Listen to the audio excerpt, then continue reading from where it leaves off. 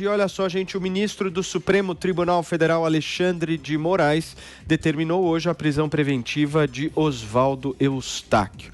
O blogueiro bolsonarista foi preso ontem por descumprir medidas cautelares determinadas pelo STF à época de sua primeira prisão no inquérito sobre financiamento e organização de atos antidemocráticos.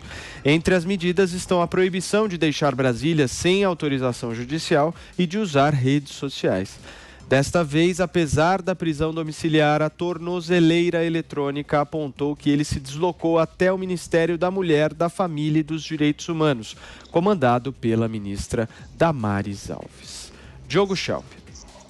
Olha, não é preciso ser nenhum fã ou ter nenhum apreço por Oswaldo Eustáquio para achar toda a circunstância dessa investigação em relação a ele, principalmente da prisão dele, um tanto quanto estranha. A atual prisão, é claro, o objetivo que ele violou as regras da prisão domiciliar, né? Isso já tinha acontecido outra vez, se eu não me engano, em novembro, quando ele veio a São Paulo para fazer reportagem fake sobre o candidato do PSOL, Guilherme Boulos.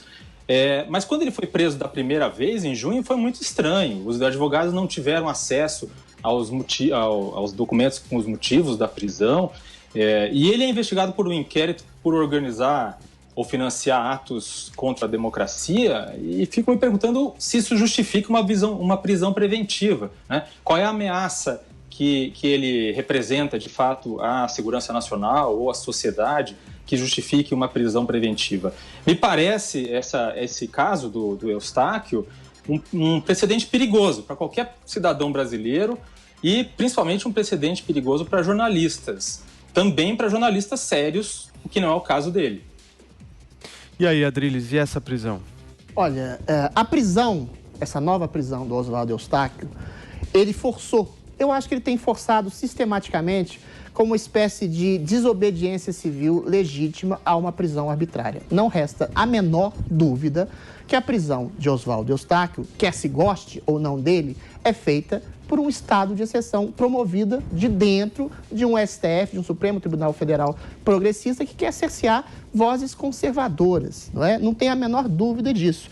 Ele foi proibido de usar suas redes sociais, de se encontrar com seus amigos, de manifestar exatamente a sua livre expressão, e a livre expressão é algo que pode sobrar. E essa sobra foi vista como criminosa simplesmente porque ele teria sido acusado de orquestrar manifestações antidemocráticas. Ora, uma manifestação específica da quebra institucional, de uma ofensa mais dirigida ao STF ou da queda do Legislativo, isso pontualmente não confere um caráter de orquestração desse tipo de coisa. Foi proibido também de fazer algum tipo de manifestação acerba em nome de uma polarização e de estímulo à ofensa. Isso é quase risível.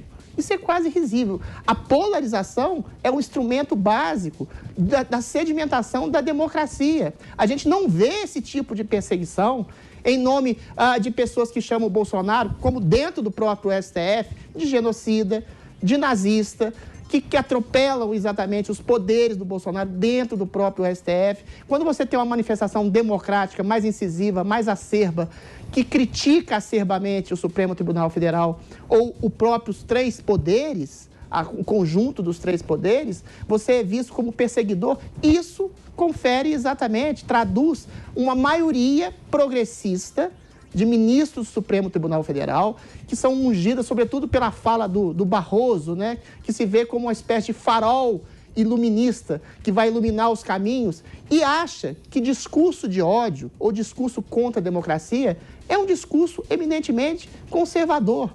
Por exemplo, quando você se coloca contra o aborto e fala que uma mãe de uma criança abortada é uma assassina, isso é um discurso de ódio? Pode ser do ponto de vista progressista, pode ser do ponto de vista cristão conservador, e você esteja preservando a vida. Ou seja, essa ditadura subliminar de uma cultura progressista vê com maus, com péssimos olhos, qualquer tipo de arroubo, mas pelo lado conservador. E criminaliza não uma atitude criminosa, criminaliza uma atitude de percepção de mundo. Isso é muito perigoso, isso é uma ditadura subliminar, isso é exatamente um estado de exceção fomentado no seio do próprio Supremo Tribunal Federal. Thaís Oyama. Eu vou respeitosamente aqui discordar dos meus dois colegas, porque, gente, espera um pouco. Esse Oswaldo Eustáquio, esse senhor Oswaldo Eustáquio, ele está sendo investigado nesse inquérito dos chamados atos antidemocráticos, a respeito do qual eu, pessoalmente, também tenho muitas reservas, mas espera lá. Essa prisão preventiva aí, ela não tem nada a ver com o mérito da investigação sobre os chamados atos antidemocráticos. Ela foi baixada simplesmente porque esse senhor Oswaldo Eustáquio, mais uma vez, ignorou, decidiu descumprir uma ordem judicial. Então, para retomar aqui, ele nesse inquérito, ele tinha algumas medidas cautelares como investigado nesse inquérito, ele não podia, por exemplo, sair de Brasília sem autorização da justiça e não podia postar nas redes sociais. Concorde-se ou não com essa medida, se ele não concordasse, ele que botasse o advogado dele para reclamar e para pleitear uma mudança nisso. O fato é que isso estava vigorando e ele descumpriu as duas ordens. Tomou, então, uma prisão domiciliar e ganhou uma tornozeleira eletrônica. Foi isso que aconteceu. Tudo muitíssimo dentro da lei. Você pode contestar uma decisão judicial, mas se você descumpre uma decisão judicial, você arca com as consequências. As consequências foram essas: prisão domiciliar e tornozeleira eletrônica. Isso foi em novembro, dia 17 de novembro, que ele ganhou as duas coisas. Aí, agora, ele pega e, em prisão domiciliar, ele simplesmente ignora a decisão da justiça e, talvez por achar que ele estava visitando um ministério, uma ministra do governo Bolsonaro, ele tivesse blindado contra uma decisão da justiça. Não, a decisão da justiça é de que ele estava em prisão domiciliar. Quem está em prisão domiciliar não pode sair por aí visitando nem ministério, nem bar, nem restaurante, nem nada. Não pode simplesmente sair de casa nos horários determinados. Então, ao fazer isso, ao descumprir uma decisão da justiça, ele agora ganhou a prisão preventiva e foi por isso que ele ganhou a prisão preventiva. Não tem nada a ver com a investigação dos atos antidemocráticos ou com as acusações que pesam contra ele nesse inquérito.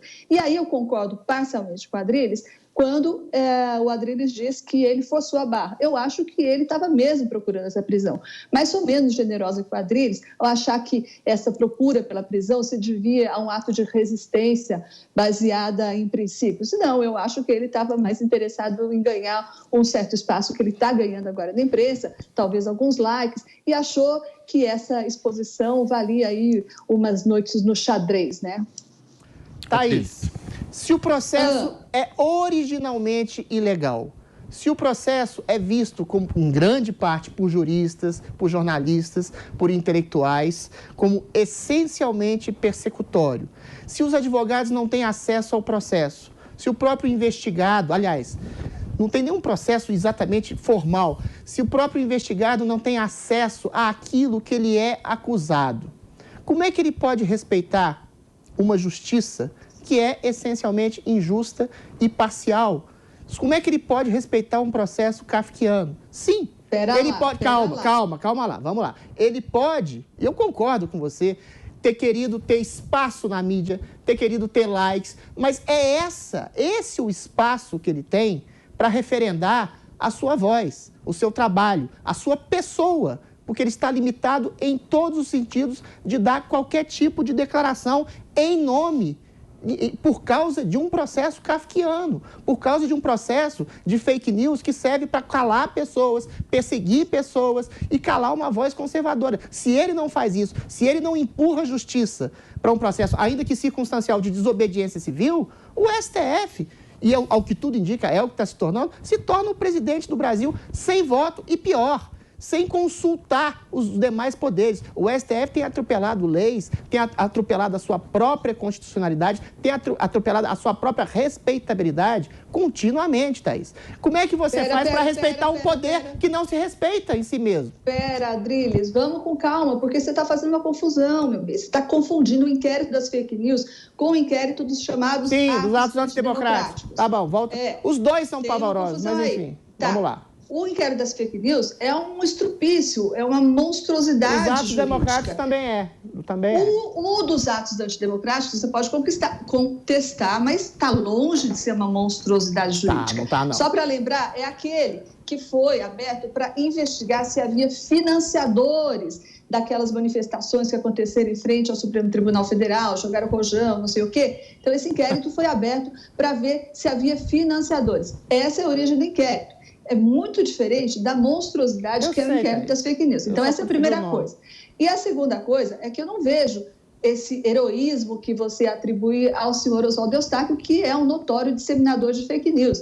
E quem dissemina fake news, eu acho que não tem, assim, não dou para ele o benefício desse heroísmo e desse desprendimento. Então, eu continuo achando que ele fez isso mesmo para ganhar um espaço que, de fato, ele está ganhando e achou, feitas as contas lá, que 1 semana, 2 semanas no xadrez valiam aí essa exposição.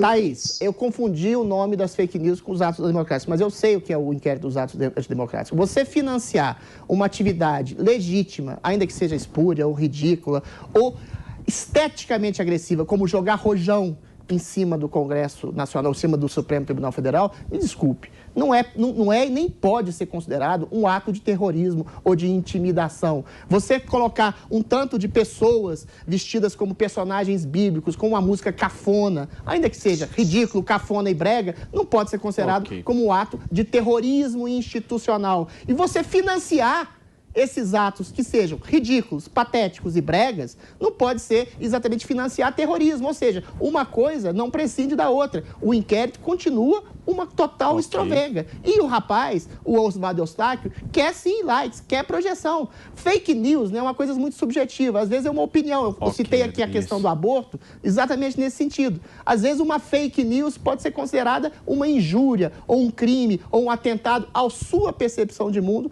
dentro daquilo que você acredita. Thaís, então, o que ele quer é isso. Por favor, desobediência civil. Muito curto, porque eu realmente preciso ir para o break, Thaís, mas muito curto mesmo. Bem curtinho, bem curtinho. Eu disse que eu tenho reservas contra esse inquérito e a gente pode discuti-las, o Adriles, mas eu quero deixar claro de novo.